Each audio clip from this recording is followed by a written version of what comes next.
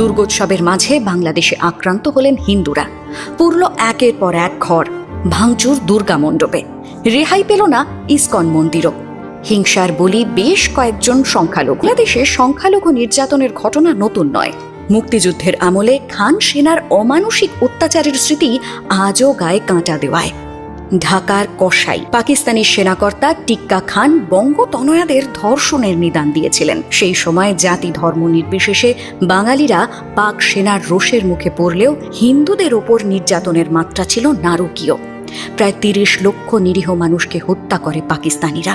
পথে ঘাটে ধর্ষিতাদের লাশের পাহাড় তৈরি হয়। তারপর মুক্তিযুদ্ধ ও স্বাধীন বাংলাদেশে বঙ্গবন্ধু মুজিবুর রহমানের শাসনকালে কিছুটা স্বস্তির নিঃশ্বাস ফেলেন সংখ্যালঘুরা, কিন্তু সেই সুখ দীর্ঘস্থায়ী হয়নি।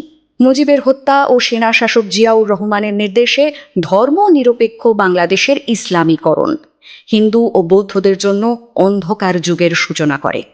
৯২-এর অযোধ্যায় বাবরি মসজিদ ধ্বংসের প্রভাব পড়েছিল বাংলাদেশেও। হিন্দুদের ওপর অত্যাচার বাড়ে। তারপর খালেদা জিয়ার শাসনে জামাতের সংখ্যালঘু নির্যাতন ও হাসিনার প্রত্যাবর্তনের সুদিন সবই দীর্ঘ ইতিহাস। ক্ষমতায় এসে রাজাকারদের শাস্তি ও মুক্তিযুদ্ধে পাকপন্থীদের ফাঁসির সাজা কার্যকর করেন মুজিব কন্যা। আর আমলের সবচেয়ে ভয়াবহ হিন্দু বিরোধী দাঙ্গার ঘটনা ঘটে ২০১৩-এ।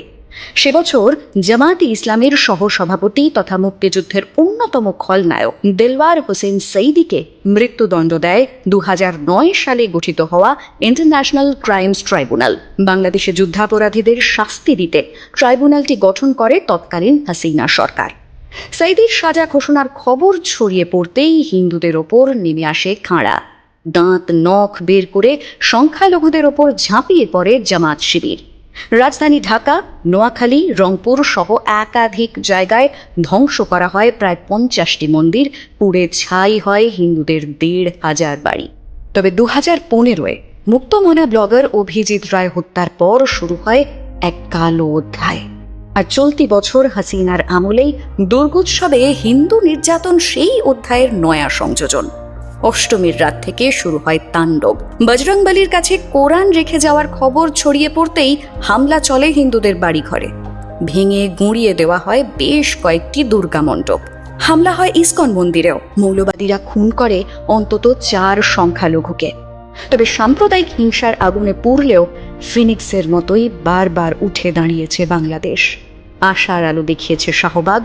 হাজার হাজার মুক্তমনাদের সমাবেশ প্রমাণ করেছে আজও সবার ওপরে মানুষ সত্য। আর তাই মৌলবাদীদের রুখে ফের ঘুরে দাঁড়াবেই বাংলাদেশ। স্বপ্ন দেখছে দুই বাংলা।